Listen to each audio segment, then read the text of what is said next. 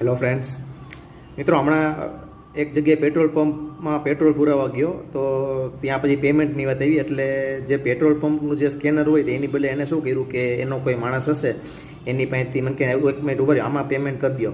એટલે આપણે સમજી જવાનું કે ભાઈ કોઈ એના ખાનગી કોઈ ભાઈબંધ દોસ્તાર કે એનો પોતાને કટકી કરવાનો હશે. હવે એ જે હોય પણ આપણે આવું પેમેન્ટ ન કરવું, કારણ કે મિત્રો આમાં ઘણી વાર કેવું બને, બે વસ્તુ બને. એક તો પેલું કે ભાઈ તમે જે પેટ્રોલ પુરાવો તો એના રૂપિયા જે છે તો એ પેટ્રોલ પંપ વાળાને ન મળે. અચ્છા, બીજું જે મેઇન કારણ આ વિડીયો બનાવવાનું, માનો કે એવી કોઈ ટેરરિઝમ એક્ટિવિટી છે કે કોઈ ક્રિમિનલ એક્ટિવિટી છે અને એના કોઈ માનો કે ખાતા હોય અને એમાં જો તમે કંઈ ટ્રાન્ઝેક્શન કર્યું હોય અને કાલ સવારના મિત્રો હવે આ ટાઈપના જે માણસો હોય એ ક્યાંક ને ક્યાંક હલવાવાના જ છે.